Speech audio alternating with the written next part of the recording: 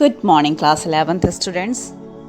You're most welcome in our today's English class. We are going to read the lesson Discovering Tut. The Sagas Continue by A.R. Williams. And this video is my 5th video. Let's get started. Last video में हमने पढ़ा था कि quarter जो पुरातत्ववेत्ता हैं उनकी खोज के 40 वर्षों के बाद 1968 में एक शरीर के विज्ञान के जो प्रोफेसर हैं उन्होंने इस मम्मी का एक्सरे किया था और उन्होंने ये बात सामने लाई कि उस एक्सरे में जो जमा हुआ बहुत ज़्यादा मम्मी जो था, हमने पढ़ा था ना कि उसमें पूरा सीमेंटेड था, बहुत ज़्यादा कठोर था, जमा हुआ था। तो ऐसे ही जमे हुई स्थिति में ही एक बहुत बड़ी बात सामने थी कि उनकी जो चेस्ट होता है, चेस्ट की जो हड्डी है और सामने की जो पसलियां हैं वो गायब थी। जब ये बात सामने आई तब उनका जो सीटी स्कैन का मतलब होता है कंप्यूटराइज्ड टोमोग्राफी, है ना, उसके थ्रू क्या होता है कि जैसे एक्सरे में अपन देखते हैं पिक्चर्स, तो वैसे ही पूरे शरीर का हम एक से बहुत ज़्यादा, मतलब एक्सरे में सिर्फ एक ही पिक्चर दिखाई देते हैं ना, उसमें बहुत सारे पिक्चर्स और जो 3 डायमेंशनल में रहते हैं, ऐसा आप पिक्चर्स आराम से देख सकते हैं जिससे कि कोई भी परेशानी हो शरीर के अंदर में वो दिख जाती है। तो फिर अभी टूट का भी सीटी स्कैन किया जा रहा था और देखने वाले थे कि आखिर क्या इनकी मम्मी में आखिर इनकी मौत कैसे हुई, इनकी जो मिस्ट्री है उसके बारे में हमको पता चलने वाला था। आगे देखते हैं क्या होता है।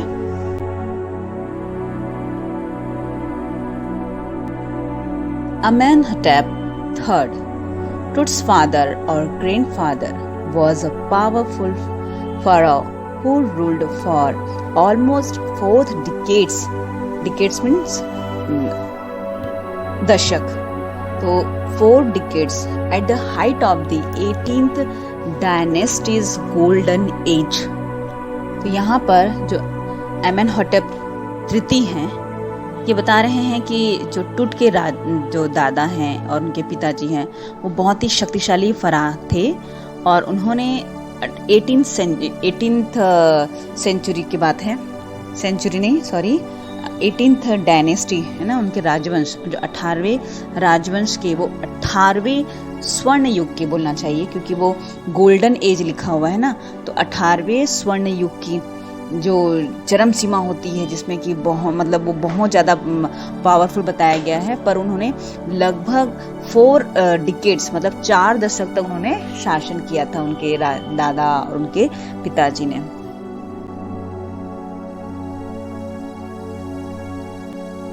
His son Amenhotep IV succeeded him and initiated one of the strangest periods in the history of ancient Egypt.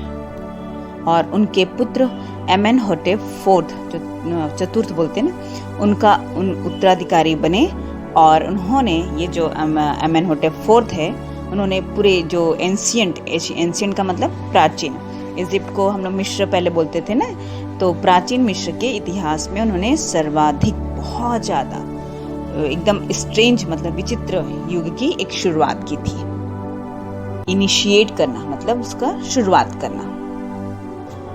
The new pharaoh promoted the worship of the Aten, the sun disk, changed his name Akhenaten or servant of the Aten, and moved the religious capital from the old city of Thebes to the new city of Akhenaten, known now as Amarna. ये जो youth Farah ने जो attain की पूजा मतलब भगवान मानते थे, attain की पूजा, सूर्य चक्र की पूजा को बढ़ावा दिया था, वहाँ पर बहुत लोग उसकी पूजा करते थे और अपना नाम अखेनटेन बदल करके अटेन का दास ये लिखा हुआ है, meaning servant of the attain, and move the religious capital from the old city of Thebes. मतलब उन्होंने अपना नाम अटेन का दास रख लिया और वह जो थिबेस की जो पुरानी नगरी थी, पुरानी जो सिटी था, जो उसको जो धार्मिक राजधानी भी बोली जाती थी, से अखेनटेन की नई नगरी में पहुंचा जो अभी फेमस किस नाम से है, अमरना के नाम से। ना। मूव्ड द रिलीजियस कैपिटल, मतलब वो वहाँ पर धार्मिक जो कैपिटल है, राजधानी है, वहाँ पर उन्होंने मूव किया from the old city of Thebes to the new city of Akhenaten known as Amarna, जिसको अभी जाना जाता है अमरना के नाम से। He further shocked the country by attacking Amun, a major god, smashing his image and closing his temple. Smashing मतलब breaking, मतलब तोड़ देना। तो his further the country by attacking immune, मतलब अम्यून के द्वारा उनके एक जो बहुत ही फेमस जो गॉड हैं उन पर आक्रमण करके उन्होंने क्या किया, जो मेजर गॉड लिखा है स्मैशिंग मतलब कि ब्रेकिंग, तोड़ देना, हिज इमेजेस, उनकी जो मूर्तियां थी उनको पूरी तरह से तोड़ दिया, और मंदिरों को भी क्या कर दिया, क्लोज्ड, है ना, क्लोजिंग हिज टेम्पल्स, और मंदिरों को बंद करके। ये जो बात है वो बहुत ही आश्चर्य करने वाली थी, उसने अपने राज्य को अचंभित कर दिया, शॉक्ड कर दिया, लिखा ना, ही फर्दर शॉक्ड द कंट्री, उन्होंने दूसरा मतलब ये काम किया, इसे शॉक्ड कर दिया कंट्री वालों को। It must have been a horrific time, horrific जो है हॉरिबल से बना हुआ है ना, मतलब बहुत ही डरावना, तो ये रहा होगा, इट मस्ट हैव बीन, ये रहा होगा एक भयानक सा time, said Ray Johnson, director of the University of Chicago's Research Center in Luxor, the site of ancient Thebes. The family that had ruled for centuries was coming to an end, and then Akhenaten went a little wacky. Wacky means होता है सनकी, crazy बोलते हैं ना, वो होता है। जो ओल्ड थिबेस के जो लक्सर में स्थित university of Chicago research centre के जो डायरेक्टर हैं, निर्देशक हैं, जॉनसन ने कहा कि जिस परिवार ने शताब्दियों तक राज्य किया अब वो समाप्त हो रहा है, और फिर अखेंटन थोड़ा सनकी हो गया, इसके बाद में अखेंटन जो है वो सनकी हो गया। The family that had ruled for centuries was coming to an end, वो समाप्ति की ओर है।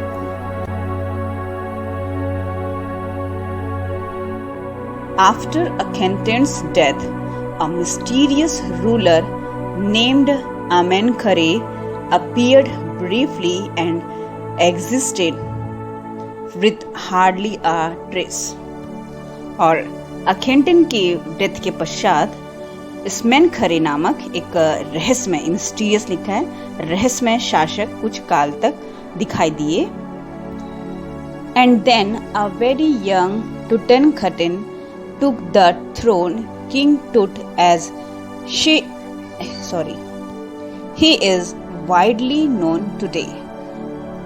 अखेंटन के बाद में कौन आया, स्मेनखरे, और उन्हें लिखा है existed with hardly a trace, उसने कोई भी पहचान जो है वो छोड़ा नहीं था, ऐसी बिना पहचान छोड़े ही चला गया, मतलब कुछ ऐसा कोई काम नहीं किया जिससे कि उनकी पहचान बन सके।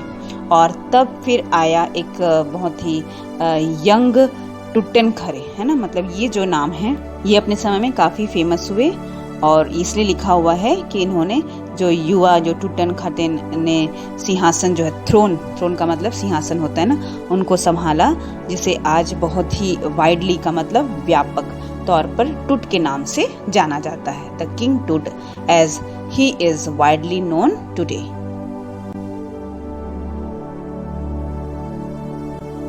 The boy king soon changed his name to Tutankhamun, living image of Amun, and oversaw a restoration of the old ways. He resigned for about 9 years and then died unexpectedly. अब इस इनका नाम जो रखा गया था वो क्या रखा हुआ था, टुटनखामुन रखा गया था। इन्होंने अपना नाम जो है, इस बच्चे ने नाम जो है, राजकुमार ने अपना नाम बदल करके टुटनखामुन से अमून की सजीव प्रतिछाया, मतलब लिविंग इमेज ऑफ अम्यून, ये रखा। एंड ओवरसा अ रेस्टोरेशन का मतलब पूर्वावस्था की प्राप्ति, रिकवरी बोलते हैं ना, जैसे वापस हमको पूरा चीज मिल जाए, तो वो लिखा है। एंड ओवरसा अ रेस्टोरेशन, और इन्होंने पुराने जो ढंग थे, पुराने तरीके थे, उनको दोबारा अपना लिया। ये टुटपेंखमुन जो हैं वो कब से मतलब लगभग 9 इयर्स तक लिखा हुआ है ना, 9 साल तक उन्होंने राज्य किया, और फिर अचानक से एक अनएक्सपेक्टेडली मतलब कि अप्रत्याशित रूप से उनकी डेथ हो गई।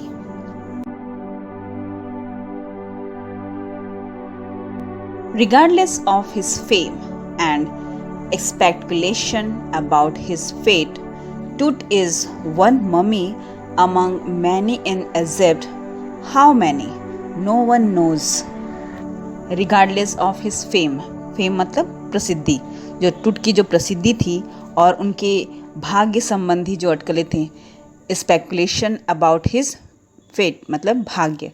तो टुट इज़ वन मम्मी, जो इनकी चाहे वो टुट की प्रसिद्धि के संबंध में हो, चाहे उनके भाग्य की अटकलें हों, की ओर ध्यान आकर्षित किए बिना जो टुट की जो मम्मी थी वो इजिप्ट की या मिस्र की कई मम्मियों में से एक है। कितनी मम्मीज है, हाउ मैनी, तो ये तो कोई भी नहीं जानता, no one knows.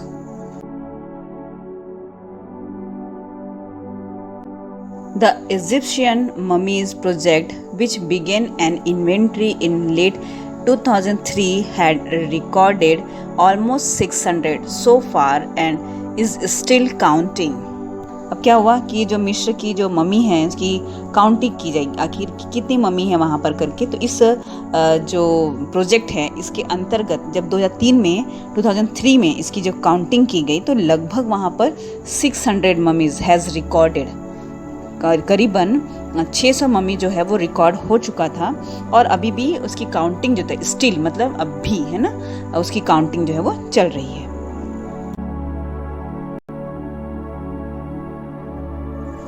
The next phase, scanning the mummies with a portable CT machine donated by National Geographic Society and Siemens its manufacturers.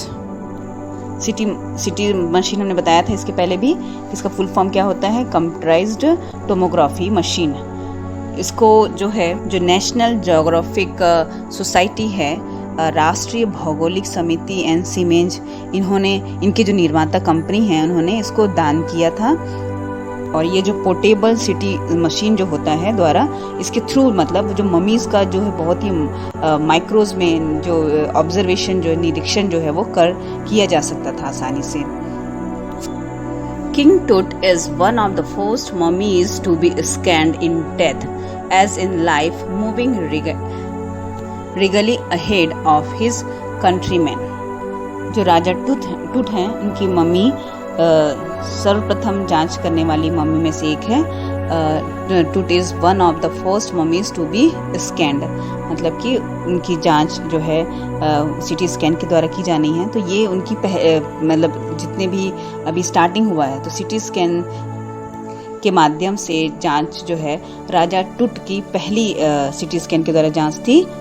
और जैसा कि वो हमेशा से आगे रहे हर काम में, तो वैसे ही उनकी जो जांच थी, जो उनकी मम्मी की जांच थी, वो भी आगे ही रही है ना, एज इन लाइफ, जैसे कि उनकी हमेशा उनकी लाइफ में रहा है, moving legally ahead of his countryman. तो हमेशा से ही वो अग्रणी रहे हैं, चाहे वो किसी भी चीज़ में हो, अपने देशवासियों से, कंट्रीमैन से आगे ही रहे हैं। तो इसीलिए वैसे ही मम्मीज़ की निरीक्षण में भी वो आगे ही रहे।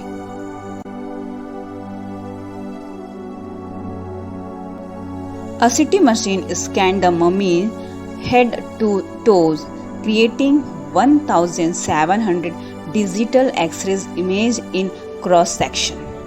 Tut's head scanned in 0.62 millimeter slices to register its intricate structures, take one airy detail in the resulting images.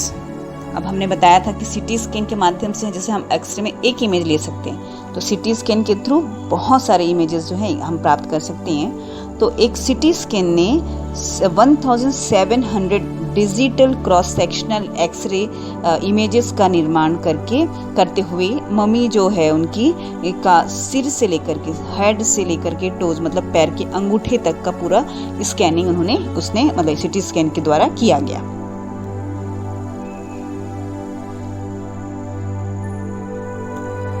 टूट के सिर को स्कैनिंग उनकी जो बहुत ही क्रिटिकल, जो जटिल बोलना चाहिए है ना, संरचना को दर्ज करने के लिए 0.62 मिलीमीटर के जो पीसेस होते हैं टुकड़ों में किया गया, मतलब ताकि बहुत ही बारीक से उनका निरीक्षण किया जा सके, आसानी से हम एक एक पार्ट को देख सकें करके। एरिक डिटेल्स लिखा है ना, strange image of Tut's head as visible with the help of CT scan. CT scan के माध्यम से टूट का जो हेड का जो स्कैनिंग किया गया ना, तो बहुत ही स्ट्रेंज इमेजेस सामने आए। वो एरिक डिटेल है ना, उसमें ये इसका मीनिंग बताया गया है कि strange image of Tut's head as visible, जो कि दिखाई दे रहा था, with the help of CT scan. और नॉर्मल से अगर हम बोलें, एरिक डिटेल का मतलब होता है बहुत ही अद्भुत विवरण।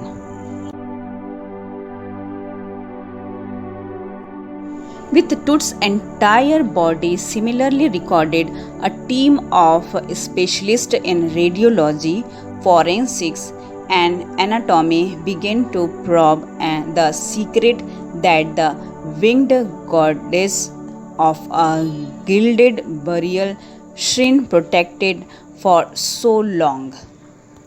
यहाँ पर मीनिंग बताया जा रहा है फॉरेंसिक टीम सुनते होंगे आप लोग, जो जांच के लिए जो टीम रहती है। The application of the scientific method to investigate a crime.